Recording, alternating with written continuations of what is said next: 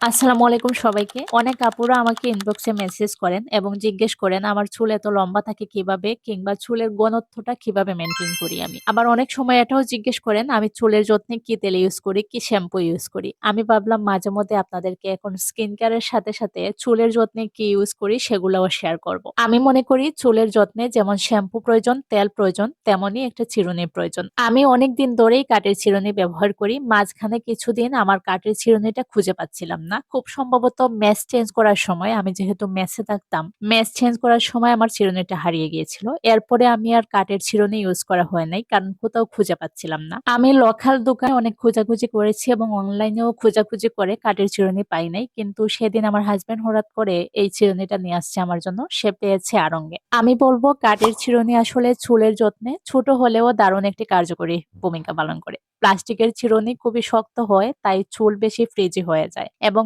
প্রচুর পরিমাণে চুল ভেঙে পড়ে প্লাস্টিকের চিরুনি ইউজ করলে, যেটা কাঠের চিরুনি ইউজ করলে মোটেই হয় না। চুলের যত্নে শ্যাম্পু কন্ডিশনারের পাশাপাশি আপনারা তেল ইউজ করার পাশাপাশি একটা ভালো মানের চিরুনি রাখবেন, যেটা কাঠের চিরুনি হতে পারে। প্রতিদিনের ব্যস্ত জীবনে চুলকে ছোট থেকে যত্ন করলে অবশ্যই বড় হবে। আপনারা এই একটা পরিবর্তন এনে দেখেন চুলের জন্য, একটা কাঠের চিরুনি ইউজ করে দেখবেন চুল অনেকটা টেকসই হবে এবং চুল অনেক শক্ত থাকবে। প্রতিদিনের ব্যস্ত জীবনে চুলের যত্নে ছোট একটা পরিবর্তন এনে দেখেন, অনেকটা উপকার পাবেন। আর সেই ন্যাচারাল সমাধান হতে পারে একটি কাঠের চিরুনি। সবাইকে ধন্যবাদ আমার ভিডিও দেখার জন্য। নেক্সট কিন্তু চুলের যত্নে আমি কি ইউজ করি, কি শ্যাম্পু ইউজ করি, কি কন্ডিশনার ইউজ করি এবং সেই সাথে কি তেল ইউজ করি সবকিছু শেয়ার করব। ধন্যবাদ সবাইকে।